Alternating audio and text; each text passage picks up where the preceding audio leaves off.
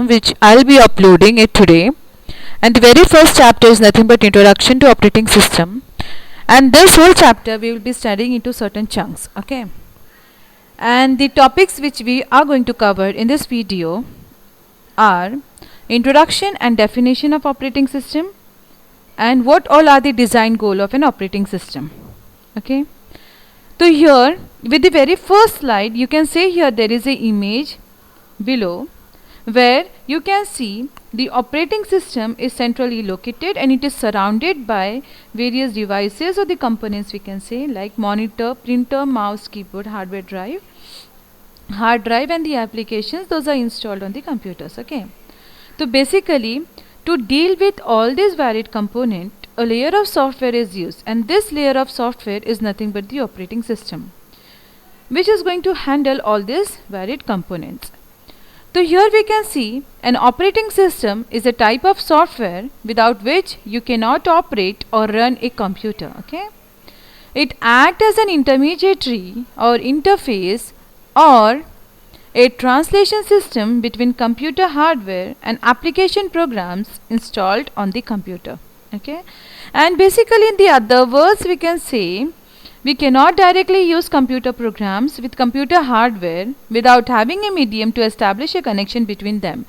So here the operating system is nothing but a medium through which a connection is established between the users of the computer and the programs which are installed on the computer. Okay? Or we can say it is nothing but the interface between the computer user and the hardware of the computers. Okay.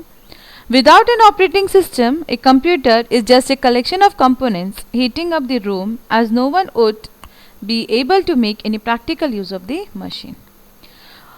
Next we'll see here some examples, like a large number of operating systems have been developed over the years, each designed with a certain kind of computer in mind. So here the example which I have made use is Windows or Linux. These operating systems are designed for personal computers. Mac OS, iOS for Mac OS and iPhone and iPad. Unix is designed for the mainframes. Symbian and Android are designed for the mobile phones. Okay.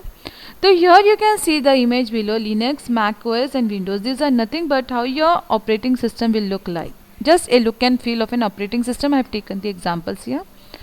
And next here you can see these are the various versions of the Windows operating system from the year 1985 to year 2015. Okay, we'll go ahead. Next, here we are going to see the design goals of an operating system. Okay, so here the very first goal is nothing but the concurrent system. Basically, whenever the operating system is being designed, the very first goal comes into the mind whether that particular operating system will support concurrent systems. So here it must be able to handle multiple users as well as multiple devices at the same time, and this is necessary for the modern multi-core architectures. Okay. Next, security and privacy. Second goal of designing an operating system is nothing but that operating system must provide a security and privacy for system. Why this security and privacy is needed? Because there are many malicious users who may want to hack into the computer system and steal user programs. Okay. Next, resource sharing. The operating system should make sure that resources are shared in a correct manner between multiple user processes. Next goal, future hardware and software changes.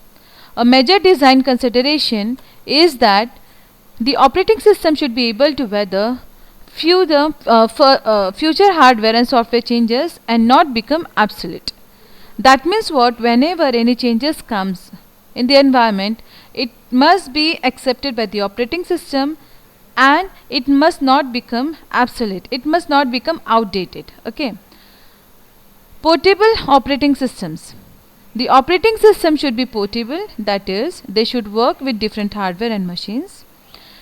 There may be some specialty operating system that only work on one kind of machine. However, most of them are portable. The very best example here I can give is Google Chrome operating system, which will be used on your mobile phones as well as the desktop machine or your laptops and all. So it must be portable operating system. Okay. Backward compatibility. The new operating system created should be compatible with the previous models.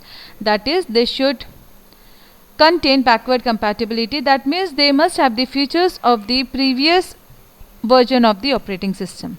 No specific type user.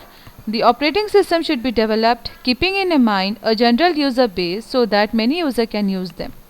The operating system must be developed in such a way that any user who want to use that particular operating system must be able to use it. So these are certain design goal of an operating system. Your questions are most welcome. You can message me in the comment box, and thank you.